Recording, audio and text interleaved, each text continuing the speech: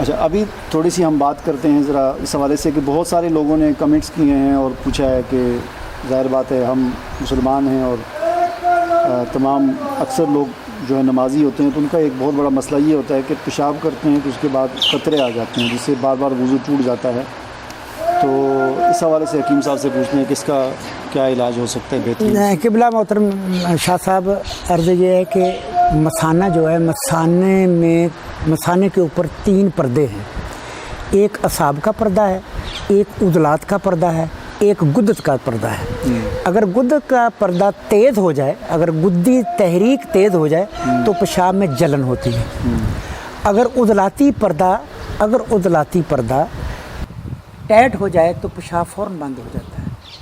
جلن اس میں بھی ہوتی ہے چونکہ کاربن پیدا ہوتا ہے. شاہ صاحب، اصل میں جو مثانہ ہوتا ہے نا، یہ گرم جگہ پہ ہوتا ہے. اللہ تبارک تعالیٰ کی ذات میں یہ گرم جگہ پہ ہے. جگر اور مثانے کا رابطہ ایک ہی ہے. تقریباً ان کا جو ایریا ہے وہ سمجھے ایسے کہ یہ گدی ہے. ہاں، اگر پیشاب جلن میں آئے تو سمجھیں آپ کے اندر صفرا جو ہے وہ بڑھ چکا ہے. آپ کوئی بھی ٹھنڈی چیز کھا سکتے ہیں.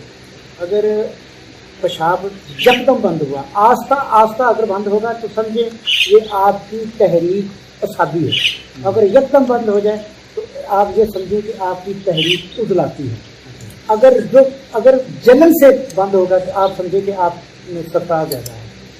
لہذا جو وضو کرنے کے بعد چند قطرے نکلتے ہیں، شاہ صاحب ان کا تعلق گدت سے بھی ہے، ان کا تعلق عضلات سے بھی ہے، ان کا تعلق اعصاب سے بھی ہے. اصل میں بعض لوگ یہ کہتے ہیں کہ یار پیشاب کے قطرے نکلے، یا پتہ نہیں بادی ہو گئی ہے، یا گرمی ہو گئی، یا سردی ہو گئی ہے. ایسی بات نہیں ہے. سب سے پہلے تو نبض دیکھنے کے بعد پتہ چلتا ہے کیا وجہ. لیکن میں ایک عام سا نسخہ آپ کو بتا دیتا ہوں، اور میں نے بہت تجربہ کیا. میرے نمازی دوست جو جتنے بھی ہیں، میں نے زیادہ کو یہی نسخہ دیا. الحمدللہ اللہ کے فضل و کرم سے وہ بالکل ٹھیک ہو گیا اور نمازی پڑھتے ہیں، قطرے بھی نکلتے ہیں. وہ ذرا نسخہ آپ دیکھ لیں.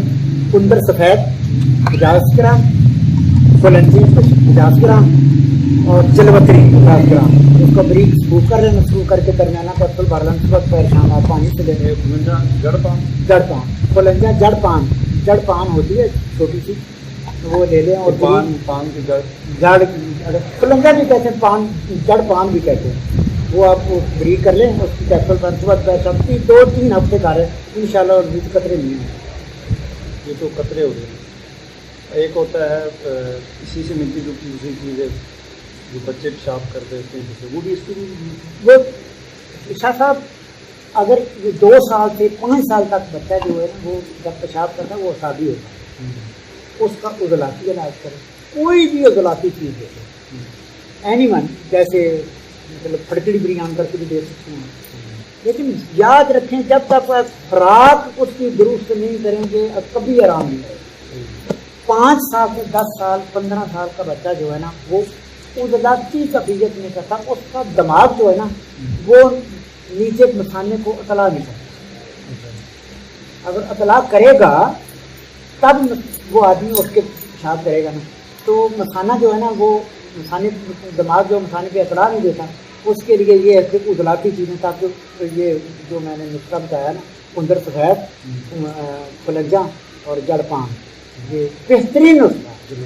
جلوتری یہ بہترین نسخہ ہے. یہ بنائیں اور پیدا یہ نہیں دونوں کے لیے، جیسے جو قطرے آتے ہیں اس کے لیے بھی اور بچے کے لیے. بالکل اس کے لیے، بچے کے لیے. اور اسی سے ملتی جلتی خواتین کا بھی آ جاتا ہے لکوریا. ہاں لکوریا یاد رکھیں شاہ صاحب. لکوریا جو ہے یہ بڑی عام مرض ہے. یہ تقریباً میں نے تو 99% ہماری بیٹی. سب سے بڑی وجہ یہ ہے کہ بچیاں جس حکیم کے پاس جاتی ہیں یا کسی معالج کے پاس جاتی ہیں، وہ سب سے پہلے ایسے کرتا ہے کہ فٹافٹ وہ خشک چیزیں دیتی. ان کی نالیوں میں جتنی رطوبت ہوتی ہے وہ خشک ہو جاتی. چند دن کے لیے تو آرام آ جاتا ہے، چند دن کے لیے تو آرام آ جاتا ہے، ورنہ وہ مکمل آرام نہیں ہوتا.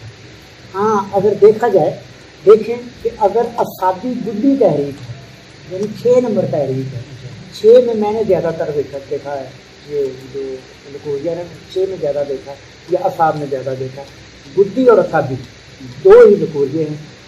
یہ ان بچیوں سے نبض، ہمیں تو نبض سے پتہ چل جاتا. اگر کوئی نہیں جانتا تو وہ ایسے کر لے बच्चियों से ये पूछ सकता है कि वाइट है या मतलब वो पीले कलर का है। अगर पीले कलर का है तो भी इलाज वही है, अगर सफ़ेद कलर का इलाज एक ही है, खुराकें एक ही करें। लेकिन मैं कुछ ऐसे करता हूँ, सबसे पहले मैं उनका लकूरिया जो वो तेज़ करता हूँ।